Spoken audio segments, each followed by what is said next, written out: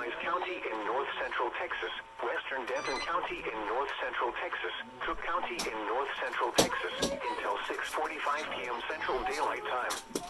At 5:45 p.m. Central Daylight Time, a cluster of severe thunderstorms were located along a line extending from Moister to Slidell to Briar, with each storm moving northeast at 30 miles per hour.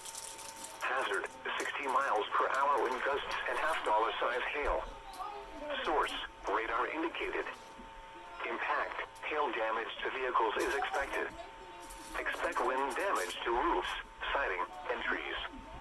Locations impacted include Denton, Flower Mound, Gainesville, Sanger, Decatur, Briar, Roanoke, Pecan Acres, Crum, Argyle, Justin, Northlake, Munster, New Fairview, Aurora, Boyd, St. Joe, Lindsay, Callisburg, and Carell City.